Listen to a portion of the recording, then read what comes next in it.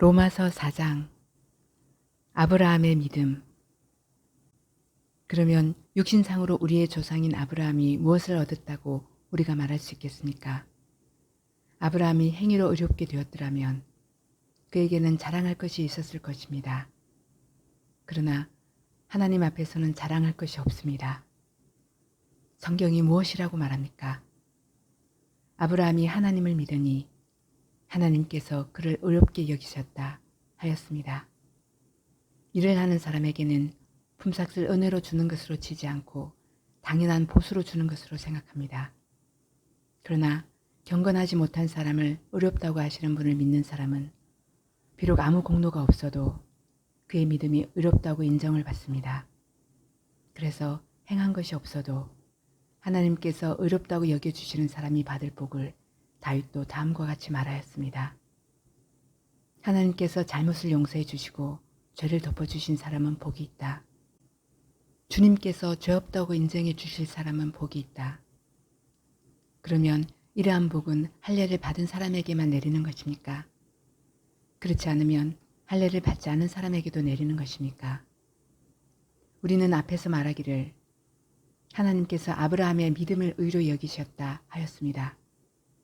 그러면 어떻게 아브라함이 그러한 인정을 받았습니까? 그가 할례를 받은 후에 그렇게 되었습니까? 그렇지 않으면 할례를 받기 전에 그렇게 되었습니까? 그것은 할례를 받은 후에 된 일이 아니라 할례를 받기 전에 된 일입니다. 아브라함이 할례라는 표를 받았는데 그것은 그가 할례를 받지 않은 상태에서 이미 얻은 믿음의 의의를 확증하는 것이었습니다. 그래서 그는 할례를 받지 않고도 믿는 모든 사람의 조상이 되었으니 이것은 할례를 받지 않은 사람들도 의롭다는 인정을 받게 하려는 것이었습니다. 또 그는 할례를 받은 사람의 조상이 되기도 하였습니다. 다시 말하면 할례만을 받은 것이 아니라 또한 우리 조상 아브라함이 할례를 받지 않은 상태에서 걸어간 믿음의 발자취를 따라가는 사람들의 조상이 되었습니다. 믿음으로 약속을 주시다. 아브라함이나 그 자손에게 주신 하나님의 약속, 곧 그들이 세상을 물려받을 상속자가 되리라는 것은 율법으로 말미암은 것이 아니라 믿음의 의로 말미암은 것입니다.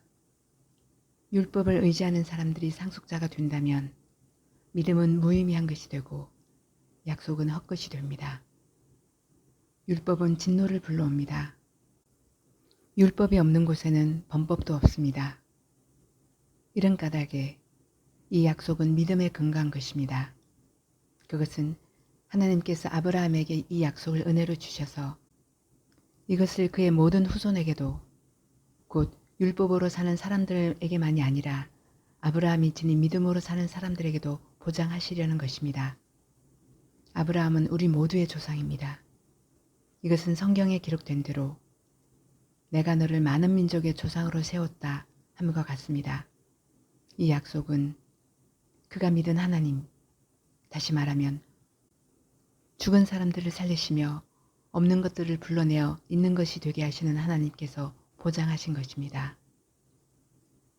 아브라함은 희망이 사라진 때에도 바라면서 믿었으므로 너의 자손이 이와 같이 많아질 것이다 하신 말씀대로 많은 민족의 조상이 되었습니다.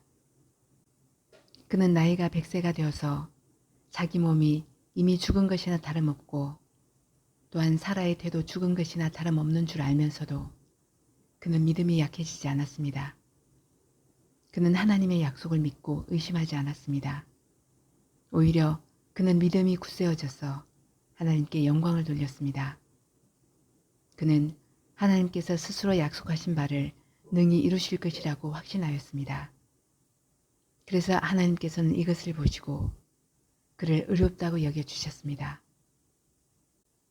그가 의롭다는 인정을 받았다 하는 말은 아브라함만을 위하여 기록된 것이 아니라 하나님께서 의롭다고 여겨주실 우리, 곧 우리 주 예수를 죽은 사람들 가운데서 살리신 분을 믿는 우리까지도 위한 것입니다. 예수는 우리의 범죄 때문에 죽임을 당하셨고 우리를 의롭게 하시려고 살아나셨습니다.